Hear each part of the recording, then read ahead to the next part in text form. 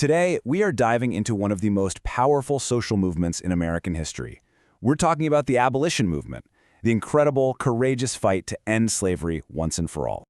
So here's our plan. We'll start with the brutal system these activists were up against.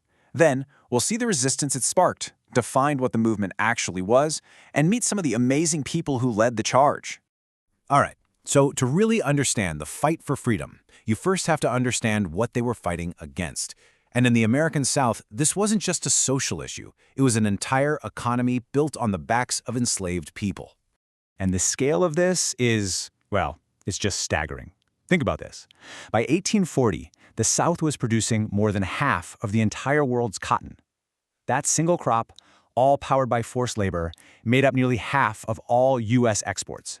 It was the brutal, powerful engine of the whole American economy. For millions, this meant a harsh daily reality.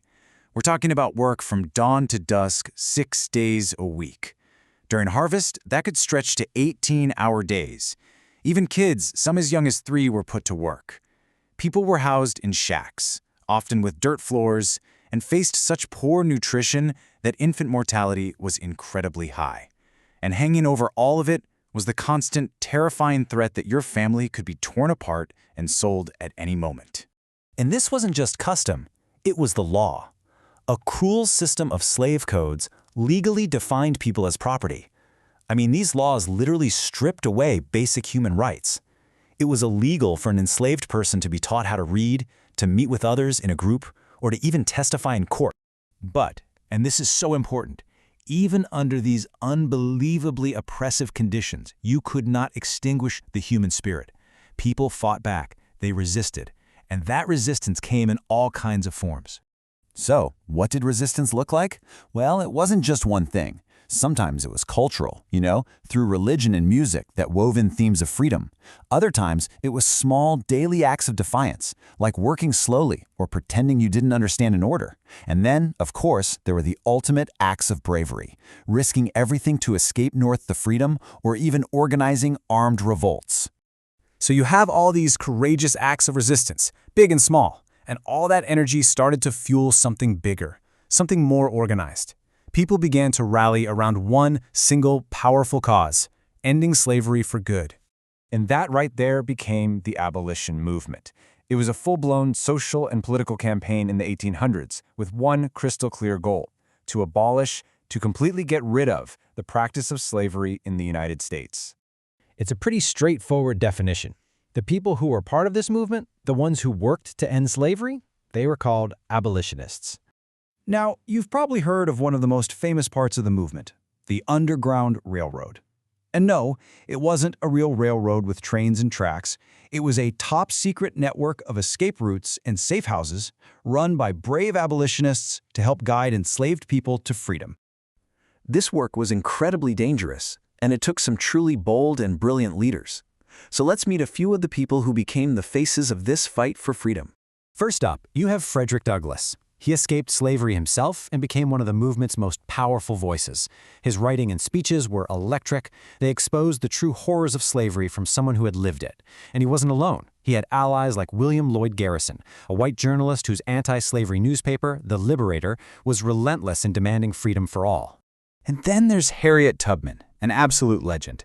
After her own escape, she didn't just stay safe in the North. She went back, again and again, as a conductor on the Underground Railroad, risking her own freedom to guide hundreds of others to theirs.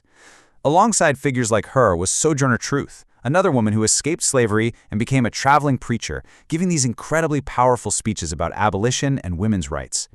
A network like this also needed incredible organizers, people like William Still. He was a free African-American in Philadelphia who became a key station master, helping countless people who made it north. He also kept careful records to help families find each other again. And stories like that of Solomon Northup showed just why this was all so vital. Northup was a free man who was kidnapped and sold into slavery for 12 years. His story showed the world just how monstrous the system truly was. So, we've met some of the leaders, but who were the abolitionists, really?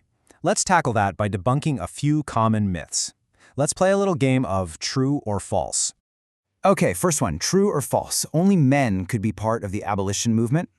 What do you think? That is absolutely false. We just talked about Harriet Tubman and Sojourner Truth. Women weren't just part of the movement, they were some of its most courageous and effective leaders. All right, how about this one? True or false? You had to have been enslaved yourself to be an abolitionist. Nope, false again. While the voices of people who had escaped slavery were absolutely critical, the movement also included free African Americans like William Still and white allies like William Lloyd Garrison, who dedicated their lives to the cause.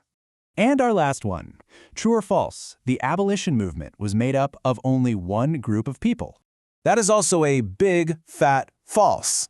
The abolition movement was a diverse coalition of people from different backgrounds. But it's so important to remember that African Americans, both those who were formerly enslaved and those who were born free, were the heart and soul, the true driving force at the center of this fight. When you look back, this history shows us something really powerful. That when people from all different walks of life come together to fight a great injustice, they can create real, lasting change. Which kind of leaves us with a pretty important question to think about for our own time, doesn't it?